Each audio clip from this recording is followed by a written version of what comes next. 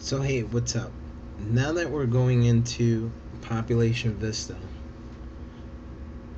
basically here we're gonna have to respec and see how things are going within the population, the school system, and everything else.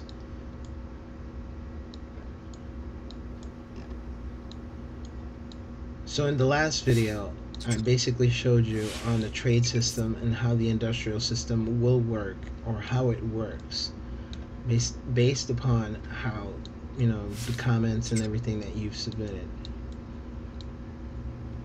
So now it comes to the point that since I have a residential system, how will it survive? How will I make money? Well, if you've been paying attention to the other videos, you would see that I was in the red. My budget system was not working, and basically by funding the school system is what brought me down. Also, by adding a hospital also brought me in the red. But since it's closed, it's no longer taking out any money. But that's okay, because at the moment I'm not going to need this hospital.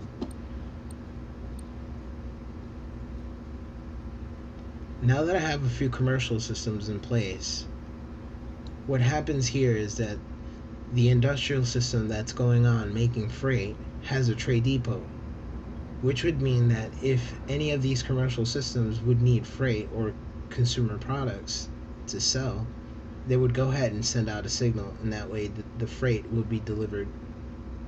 Now, depending on how many delivery trucks you got in the trade depot is how the insurance of the quality of product, and how fast it will get to the consumers and stuff. But as you can see, all of my buildings are now going up, and my population has grown. Also, my school system is doing great. So if I go into the trade, you can see that Population Overlook and Prospect City are now coming into school. So my city is doing pretty much the way I want it to. School is spread out evenly, and I also have a community college where regional students come in from time to time. So now that I think that my city is doing great, and the commercial zone and everything else is doing well, you might wonder, how am I doing this? Well, as to any population that grows, you are going to have to fix the income. And that means messing around with the profits of your tax rate. Now, as you can see, some of the tax rates are a little bit too high for these residents to live on, but that's okay, because you can always set them high and low whenever you want.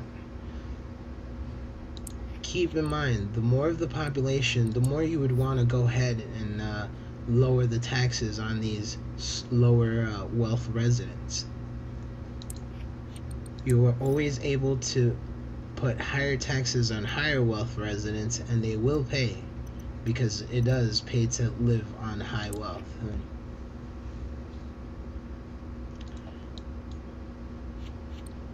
So the time has passed, and you can see that my budget is now increasing high.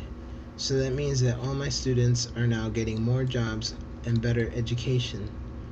The ripple effect has caused a high effect to get more learning and then go back into Nugget Plateau to get more jobs, or a better job. And being that the parks are in place, everything is going well. This park is still closed because it costs too much money to run. And these residents over here are complaining that this park is closed because it brings down the land value. But it's okay. I'm still making a lot of money to survive.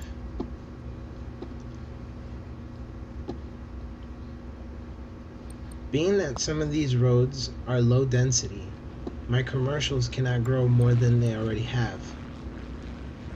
But if I really want them to grow so that way they could make me more money, I can go ahead and plot more businesses right here on the avenue. Since the road is already at its high density or medium density, businesses will grow twice as much as these lower dens. So being that some of these areas are filled with residents and some of them are commercial zones like these and these, it is safe that I could go ahead and plot more businesses here. But then again, if I do want to add a train station, I might block the way. So later on in the future, I might have to think about whether or not I want to keep the businesses or go ahead and ruin their lives and destroy them.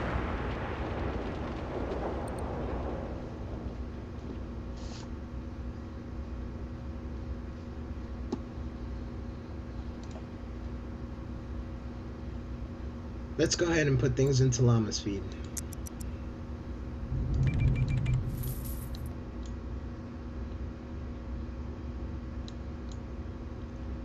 Truthfully, if you want your city to grow without having any repercussions, it's always better to leave it on turtle. Because half of the times you don't want to rush any Sims into doing things that really will cause them to start raging havoc like this. This is something that you don't want in your city, and that's what happens when you rush things. But again, it's okay. Once I start making enough profit, my city will be able to profit itself to handle hospital, police, and fire. As you can see, most of these Sims are now being rushed to do what they have to do in their daily lives, which is causing a little bit of disturbance. So I'm going to go ahead and bring things down to turtle speed.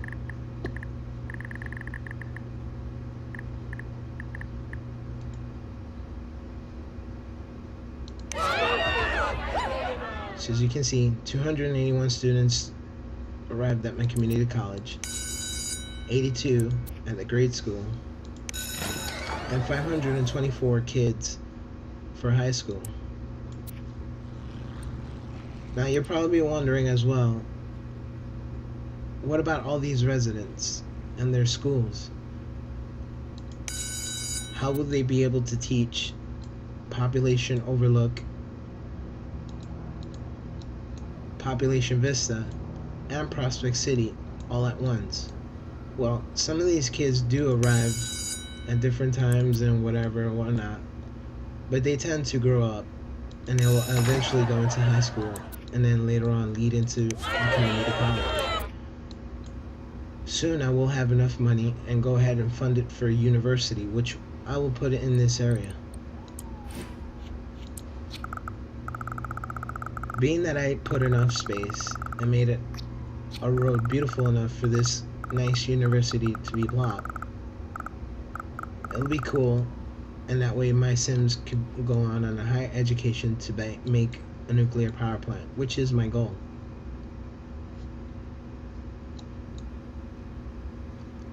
So now that I have a lot of businesses going and a lot of places to shop, or somewhat,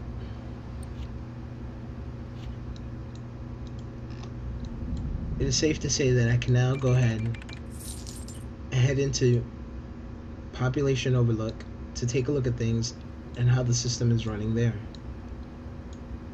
Since I also have a lot of space to build, I'm going to go ahead and start expanding that city. But for now, this has been Population Vista and how it's running so far, and how to maintain a system that is profitable. So let's go ahead and wait until these fires burn out and head over to Population Overlook and see how things are going.